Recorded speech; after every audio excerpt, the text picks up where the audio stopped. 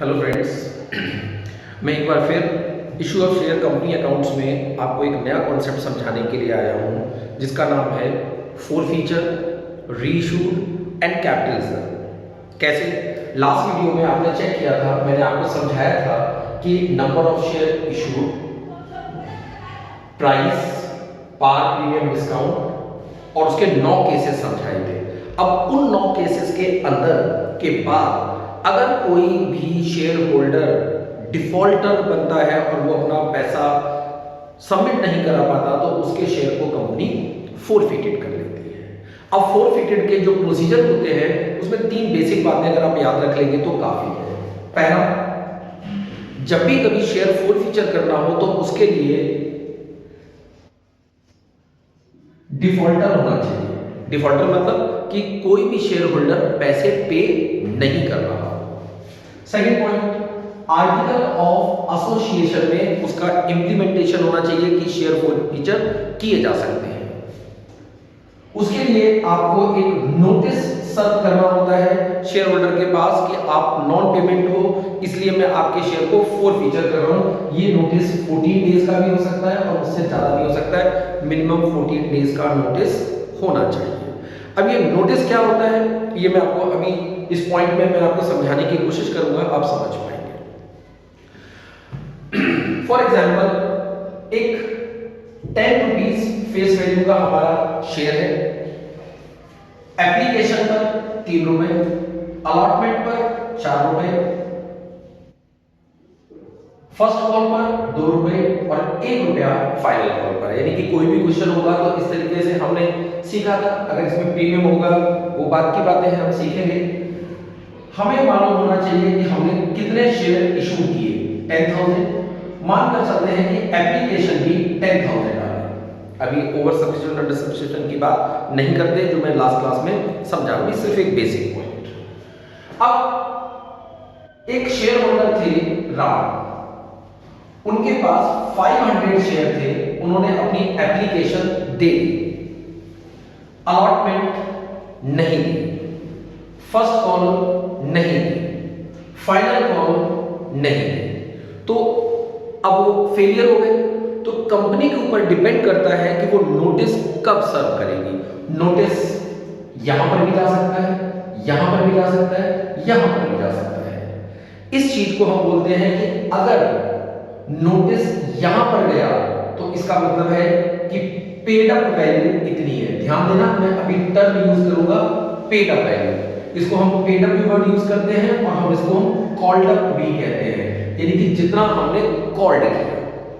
लेकिन अगर ये नोटिस यहां पर दे दिया जाता है, यहां पर, तो इस सिचुएशन में जो कॉल्ड अप वैल्यू है वो हमारी इतनी होती, यानी कि नोटिस से देने से पहले जो हमारा इंस्टॉलमेंट ड्यू हो जाती हैं उन्हीं को हम बोलते हैं कॉल्ड अप वैल्यू। ध्यान रखना, कॉल्ड अप वैल्यू। लेकिन अगर हमने नोटिस यहां पे सर्व किया तो इसका मतलब है कि ये बन जाता है हमारा fully called up. Fully called up का मतलब है कि हम पूरे के पूरे पैसे मंगा चुके हैं। कॉन्सेप्ट में भी हम समझने की कोशिश करेंगे कि ये कॉल्ड अप का क्या मतलब है। अब अगर हम इस सवाल को पूरा करें, इस सवाल को हम पूरा करें स्टार्टिंग से, जैसे मैंने आपको बताया था कि Ravi Tripathi doctor Ravi doctor Ravi doctor Ravi, यानी कि मैंने लास्ट कॉन्सेप्ट में आपको एंट्री करने का तरीका बताया था और उसमें कहा था कि 10,000 into 3, तो यानी कि bank account debit to application 30,000। Last video आपके लिए इसके रेफरेंस के लिए देखना पड़ेगा। तो ट्रांसफर भी 30,000 हो जाएगा, 30 into 4, तो जो अलॉटमेंट ड्यू होगा वो 40,000 होगा। अब जब मैं रिसीव्ड वाली एंट्री करूंगा तो 40,000 हमारा ड्यू था, माइनस राम ने अगर ये इंस्टॉलमेंट नहीं दी तो 500 into 4 इतना पैसा हमें नहीं मिलेगा, तो हमारे पास 38,000 की हमारी bank account debit to share allotment entry हो जाएगी। मैं लिख नहीं रहा हूं, बोल दिया है, आप वीडियो देखते समय इसको लिख लेना। अगली एंट्री ड्यू की होगी 10,000 into 2, इसका मतलब है कि 20,000।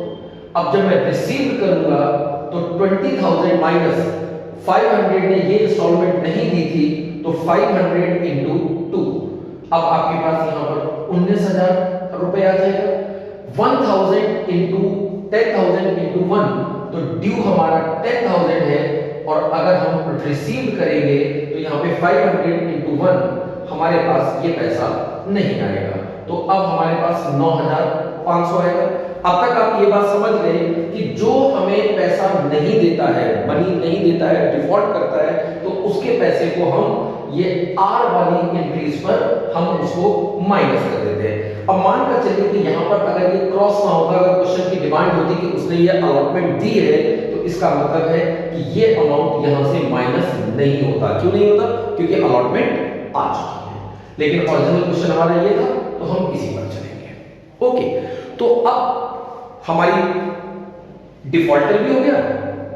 आर्टिकल ऑफ एसोसिएशन क्वेश्चन में गिवन नहीं होता है कहीं पर भी, लेकिन हम मानकर चलते हैं कि आर्टिकल ऑफ एसोसिएशन में उसकी कहीं ना कहीं पर हमने वो नोटिस किया होगा, और नोटिस भी हमने सर्व कर दिया। तो नोटिस हमने जो दिया वो फाइनल कॉल के बाद दिया, तो फुल्ली कॉल्ड अप हमारा हो गया। मैं अभी थोड़ी देर में बताता हूं उसका क्या मतलब है, आप वीडियो में स्टे रहिए। अब अगर हमें इसके साथ शेयर फोर फीचर करना हो, तो फोर फीचर का मतलब क्या होता है? फोर फीचर का मतलब ये नहीं है कि शेयर को हम जाकर और खींच के ले आएंगे। शेयर फोर फीचर का मतलब होता है कि जो हमारा रजिस्टर होता है शेयर होल्डर्स का, मेंबर्स का, उसमें से हम उसका नाम काट देते हैं, एलिमिनेट कर देते हैं, तो उसके लिए हमें अपनी कैपिटल को रिवर्सल करना पड़ता है। तो इस सिचुएशन में हम लोग शेयर कैपिटल अकाउंट डेबिट करते हैं। किससे? ध्यान देना, नंबर इनटू में फेस वैल्यू, या तो हम यहां पर फेस वैल्यू लिखें या लिखें नंबर इनटू में कॉल्ड अप। क्या वर्ड यूज किया बेटा मैंने? नंबर इनटू में कॉल्ड अप। अब ये हर क्वेश्चन में हमें ये समझना पड़ेगा कि कॉल्ड अप कितना है। अभी जैसे इस क्वेश्चन की बात करेंगे तो कॉल्ड अप 347 2 9 और 1 10, तो यानी कि इस क्वेश्चन के अंदर कॉल्ड अप वैल्यू हमारी 10 हो गई है।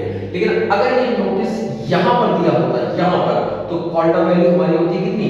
यहां से लेकर यहां तक, यानी कि 3 4 7 और 2 9, तो मल्टीप्लाई 10 से नहीं होता, मल्टीप्लाई 9 से होता।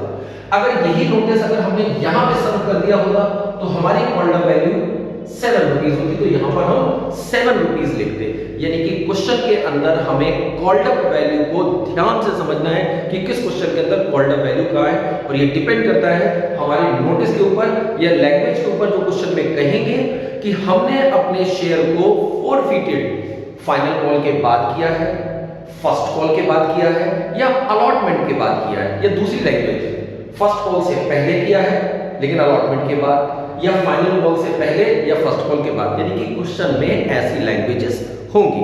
हमें सिर्फ कॉल्ड अप को देखना है, ध्यान देना, कॉल्ड अप। अगर ये नहीं किया तो हमारा फोर फीचर गलत हो जाएगा। उसके बाद 2, अब आपकी जो इंस्टॉलमेंट नहीं आई, अब इस क्वेश्चन में 3 इंस्टॉलमेंट नहीं है, 1 2 3, तो मैं यहां पर तीनों के नाम लिखूंगा। तो मैं इसको बोलता हूं जो पैसा नहीं आया। जो पैसा नहीं आया का मतलब है कि 3 इंस्टॉलमेंट नहीं आई, तो यहां पर शेयर अलॉटमेंट, फर्स्ट कॉल और फाइनल कॉल, तो 3 इंस्टॉलमेंट नहीं आई, और 2 शेयर फोर फीचर अकाउंट। और इसके लिए हमेशा हम यूज करेंगे जो पैसा आया। क्यों? क्योंकि जब हम डिफॉल्टर शेयर होल्डर के शेयर को फोरफिटेड करते हैं तो कुछ ना कुछ वो अमाउंट एटलीस्ट एप्लीकेशन तो दिया होगा, अलॉटमेंट तो दिया होगा, वो मनी को कंपनी फोरफिटेड कर लेती है, और इस फोरफिटेड अमाउंट को ही हम लोग बोला करते हैं गेन।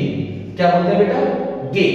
गेन का मतलब होता है कि शेयर को फोरफिटेड करते समय हमारे पास जो भी हमें फायदा हुआ। ठीक है, अब अगर इसी सवाल का अगर मुझे फोर फीचर करना हो तो कैसे करोगे? नंबर हमारे थे यहां पर 500 इनटू में कॉल्ड अप वैल्यू, अगर हमने नोटिस यहां पर दिया था तो कॉल्ड अप वैल्यू हो गई 10, नोटिस यहां देते तो 9 होता, 7 होता, ये क्वेश्चन में देख लेंगे।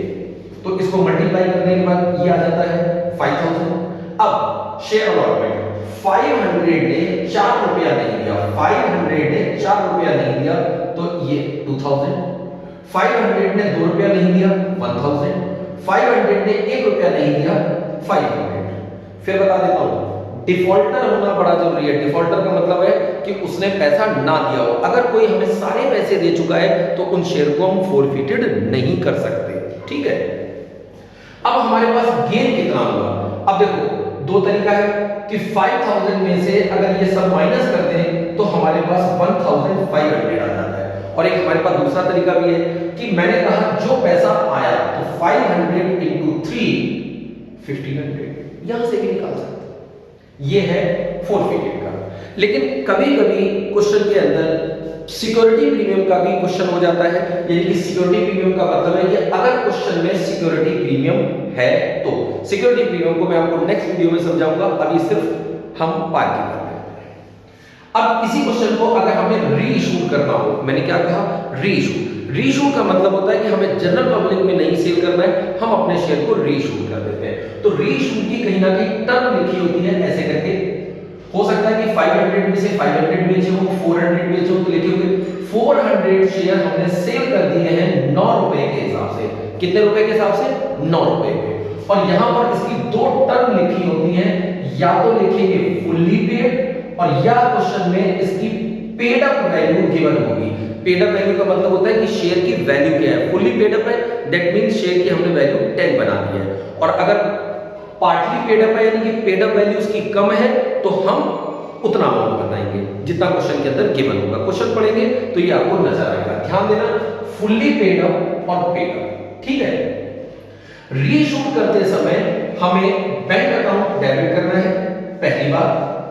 2, शेयर कैपिटल को हमें क्रेडिट करना है, दूसरी बात। अब बैंक का मतलब है कि हमने नंबर ऑफ रीइशू, ये नंबर ऑफ फोरफिटेड था, तो नंबर ऑफ रीइशूड इनटू में इशू प्राइस। इशू प्राइस का मतलब है कि अगर हम 9 रुपए में बेच रहे हैं 400 शेयर तो यहां पर आपका 3600।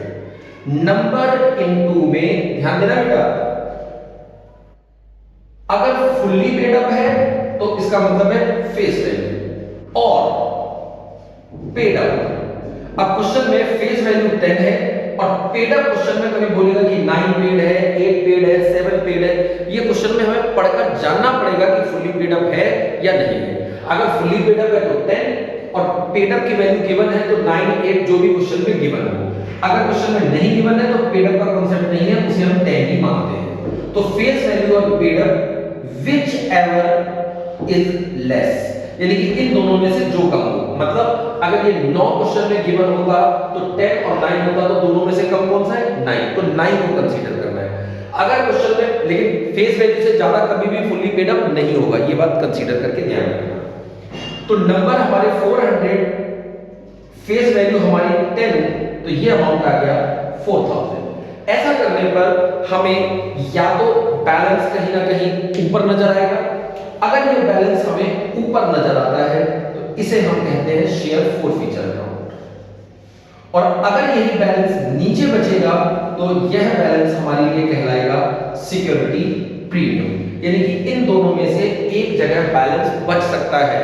ऊपर वाले बैलेंस में अगर बचता है तो इसको हम अपना बोलते हैं लॉस ऑन री इशू, यानी कि री इशू करते समय लॉस। लेकिन ये जो बैलेंस है ये प्रॉफिट नहीं होता, ये सिक्योरिटी प्रीमियम में जाता है। सिक्योरिटी प्रीमियम रिजर्व के स्पेसिफिक यूजेस हैं, मैं किसी नेक्स्ट वीडियो में आपको सिक्योरिटी प्रीमियम के बारे में भी बताऊंगा। ओके, अब ऐसा करने के बाद हमारी लास्ट एंट्री जनरेट होती है जिसका नाम है शेयर फोरफिचर डेबिट और 2 कैपिटल रिजर्व। अब हमें अपनी इस ट्रांजैक्शन से कैपिटल रिजर्व फाइंड आउट करना है कि रीइशू करने पर हमें नेट प्रॉफिट यानी कि नेट गेन कितना हुआ, that is called capital reserve. इसको कैलकुलेट करने का एक सिंपल सा तरीका है, क्या? जितना भी आपको गेन हुआ था, गेन ये वाला, divided by number of share forfeiture. Number of share forfeiture मतलब गेन ये आ गया। नंबर ऑफ शेयर फोरफिचर हमें यहां से पता चल जाएंगे, इनटू में नंबर ऑफ रीइशू। अब हमने रीइशू कितने किए थे? 400, तो ये 400 हमारे पास यहां आ जाएंगे, जिसको हम बोलते हैं नंबर ऑफ री इशू, और माइनस इसमें से कर देंगे लॉस ऑन री इशू जितना भी है। इस फार्मूले से आप सारे के सारे कैपिटल रिजर्व निकाल सकते हो, सभी के सभी। ठीक है, अप्लाई करके देखना। और भी इसके शॉर्टकट है, मैं उतना शॉर्टकट नहीं लगा रहा हूं, मैं आपको सिर्फ कैलकुलेट करने का तरीका बता रहा हूं। तो गेन हमने यहां पर जनरेट किया 1500 का। नंबर ऑफ शेयर हमारे पास फोरफीटेड हुए थे कितने, 400। नंबर ऑफ शेयर फोरफीटेड थे हमारे 500, और रीइश्यूड हमारे पास 400, और माइनस हमें लॉस हुआ था 400 का। तो अब आप नेट रिजल्ट देखेंगे तो 3 4 1200, 12 में से 400 गए 800। तो यानी कि कैपिटल रिजर्व में आपके पास 800 रुपीस आ जाएगा। समझे मेरी बात को? अगर हमें डायरेक्ट आंसर निकालना हो कैपिटल रिजर्व का, तो मेरे पास एक बड़ा शॉर्टकट तरीका है, आप समझने की कोशिश कीजिए, अगर आपको समझ में आ जाए। मैंने 400 शेयर रीइशू किए, रीइशू, और फुल्ली पेड अप है 10 रुपए। तो 10 रुपए का शेयर 9 रुपए में बेच रहा हूं, 10 का शेयर 9 रुपए में बेच रहा हूं, तो इसका मतलब है कि 10 माइनस 9 मुझे 1 रुपए का लॉस हुआ। इन शेयर को मैंने जब फोरफीट किया था तो मैंने कितने पैसे जब्त किए थे, 3 रुपए। ध्यान दो, 3 रुपए। अगर इस पे टिक लगा होता तो ये 7 हो जाता, इस पर भी होता तो 9 हो जाता। यानी कि मुझे सिर्फ इतना देखना है कि कितना पैसा मेरे पास आया। तो आया मेरे पास कितना, 3 रुपए। तो अब 1 रुपए का मेरा लॉस है, 3 रुपए का मेरा गेन है। ध्यान दीजिए, 3 माइनस ये वाला 1 इज इक्वल टू 2, और मैंने शेयर कितने इशू किए, 400। अगर मैं इसको मल्टीप्लाई करूं तो मेरे पास 800 रुपए का कैपिटल रिजर्व आता है, जो मुझे बिना कैलकुलेशन के डायरेक्ट मिल जाता है। यानी कि कैपिटल रिजर्व निकालने का एक ये शॉर्टकट तरीका है, आप इससे कैपिटल रिजर्व को फाइंड आउट कर सकते हैं। ठीक है, इसमें एक बेसिक बात और याद रखनी है कि जब भी हम ये फोर फीचर करते हैं, और ये क्वेश्चन अगर हमारा सिक्योरिटी प्रीमियम का हो, किसका बोला मैंने, सिक्योरिटी प्रीमियम का हो, तो एक बात हमेशा याद रखना कि सिक्योरिटी प्रीमियम को हमें यहां पर रिवर्स करना पड़ेगा। तो सिक्योरिटी प्रीमियम का कॉन्सेप्ट कब अराइज होगा, जब क्वेश्चन के अंदर सिक्योरिटी प्रीमियम का क्वेश्चन है। तो सिक्योरिटी प्रीमियम का अगर इनिशियली क्वेश्चन है, तो यहां पर सिक्योरिटी प्रीमियम वो वाला सिक्योरिटी प्रीमियम आता है, only those amount which not received as security premium। यानी कि जो सिक्योरिटी प्रीमियम हमें रिसीव नहीं होता है, हम सिर्फ उसको ही डेबिट करते हैं, उसको ही डेबिट करते हैं। कैसे, मैं आपको एक एग्जांपल से नेक्स्ट वीडियो के अंदर समझाऊंगा कि ये सिक्योरिटी प्रीमियम हम कैसे निकालते हैं। आप नेक्स्ट वीडियो के लिए वेट कीजिए, तब तक आप ये जो पार वाला क्वेश्चन है, इसके आधार पर आप फोर फीचर, रीइश्यूड और कैपिटल रिजर्व निकाल सकते हैं। Thank you.